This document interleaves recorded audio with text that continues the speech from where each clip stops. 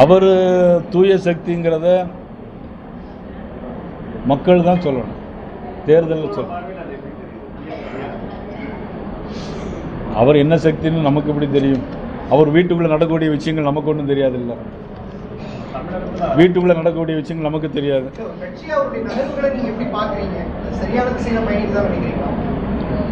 இல்லையா, அவருடைய நோக்கம் திமுக இருக்கக்கூடாது அப்படிங்கிறது தான் அவருடைய நோக்கம்.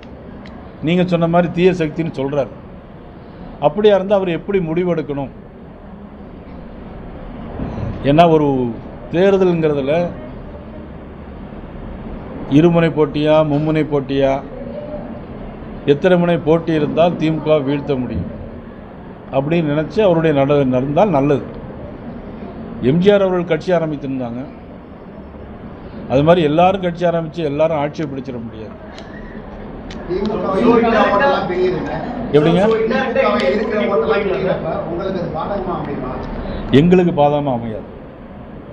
எங்களுக்கு அனைத்து இந்திய அண்ணா திராவிட முன்னேற்ற கழகம் ஏற்கனவே 2021 நாங்கள் நிறைய ஓட்டு வித்தியாசத்தில் நிறைய தொகுதிகளில் ஜெயிச்சிருக்கிறோம். இன்றைக்கி அதிமுக 67 இடங்களில் இருக்குது. நாங்கள் பாட்டாளி மக்கள் கட்சி 5 இடங்கள்ல இருந்து நாங்கள் 4 இடங்கள் இருக்கிறோம். 66, அதிமுக 66, 75 இடங்களில் ஜெயிச்சிருக்கிறோம். ஒரு 30-35 இடங்களில் 300 ஓட்டு 400 ஓட்டு வித்தியாசம் ஜெயிச்சிருக்கோம். இன்றைக்கி சொத்து வரி உயர்வு, மின்கட்டண உயர்வு, பல்வேறு பிரச்சனைகள், பொதுமக்கள் அவதிப்படுகிறார்கள், பாலியல் வன்கொடுமைகள், கஞ்சா கடத்தல், கொள்ளைகள், கொலைகள் தமிழ்நாட்டில் இன்றைக்கி பார்த்தீங்கன்னா மிக மோசமான ஒரு இடத்துக்கு போயிட்டுருக்கு.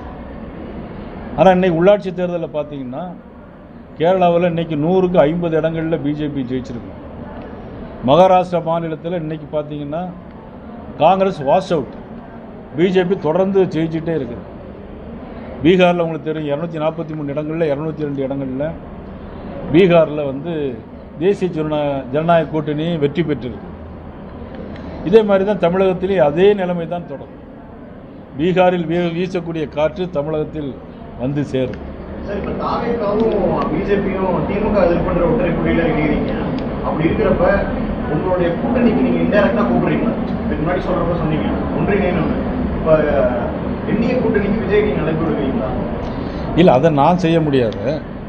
அவங்க இப்போ தான் புதிய கட்சி ஆரம்பிச்சிருக்கிறாங்க. எங்களுடைய ஸ்ட்ரென்த் 1657 எம்எல்ஏக்கள் இருக்காங்க அகில இந்திய அளவில். 272 நாடாளுமன்ற உறுப்பினர் இருக்காங்க. உலக அளவிலேயே மிகப்பெரிய கட்சி.